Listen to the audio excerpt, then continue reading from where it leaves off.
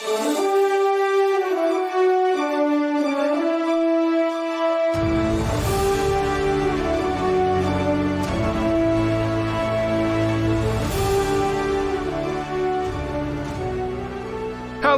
and welcome back to Archives of Fabella Daily, the podcast zooming through time in a magical world. Today is December 14th, equal to Sagittarius 23rd. Books are available on Amazon. Please rate and review the podcast on iTunes, or wherever you listen to your podcasts. And hit that subscribe button for more great stories right in your feed. December 14th, 1863, is the date the Confederate victory under General James Longstreet at the Battle of Bean Station in East Tennessee ends the Knoxville campaign, but achieves very little as Longstreet returns to Virginia next spring. But in the magical wonderland of Fabella, a letter was written that could have changed history. I'm Dylan Foley, and this is Archives of Fabella.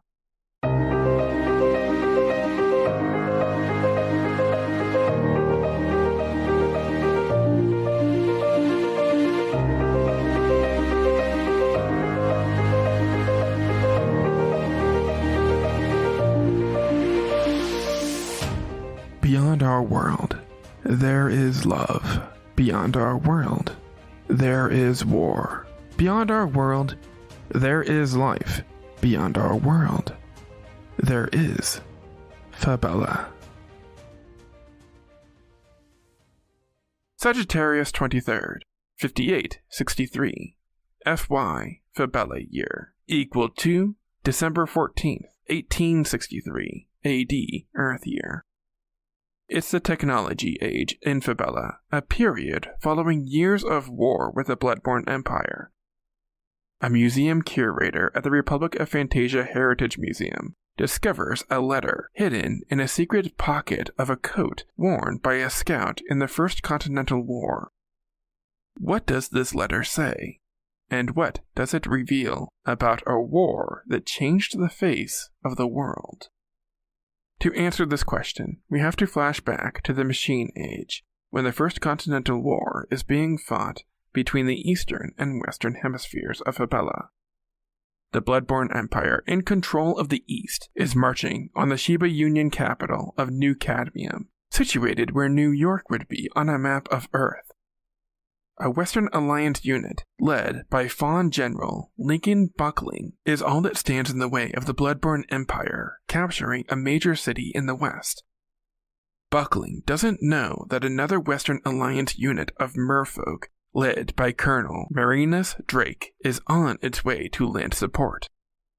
Before he departs to swim with the 16,000 mermen under his command, Colonel Marinus Drake has his secretary draft the following letter. General Buckling, I hope this letter finds you in good spirits. I've heard of the siege in New Cadmium, and have endeavored to chart a course to your destination. We are 4 days out. If you can hold the city, please try to do so. My 16,000 troops and I will surround the Imperial Navy and trap them in the harbor. Good luck to you, sir. Colonel Marinus Drake, Sagittarius 23rd, 5863. Drake sent the letter with a Western Alliance Harpy scout because he feared the letter would be intercepted if he sent it by ferry. The scout never made it to General Buckling.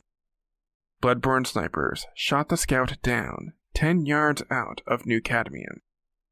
Without knowing reinforcements were on the way, General Buckling surrendered to the Bloodborne Empire on Sagittarius 25th. Colonel Marinus Drake arrived at New Cadmium with his troops to find the capital under enemy control, and General Buckling already dead. If General Buckling had received the letter and had been able to hold New Cadmium against enemy fire for Colonel Marinus Drake to arrive, the outcome probably would have been different. If the Bloodborne Empire lost its siege with New Cadmium, they wouldn't have had the strong foothold in the west which helped them win the war. It's very likely the Western Alliance would have been victorious in the First Continental World War had this letter reached its intended destination.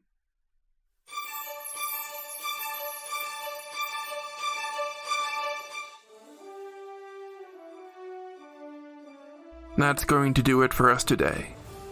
Subscribe now to get more new episodes right in your feed. Rate and review the podcast on iTunes or wherever you listen to your podcasts. Send your questions to archivesoffabella@gmail.com. Archives of Fabella is created, produced, and hosted by Dylan Foley, with music by Garrett Ferris and audio blocks. Books are available on Amazon in ebook and paperback. As always, look outside of what is possible and think about what might be.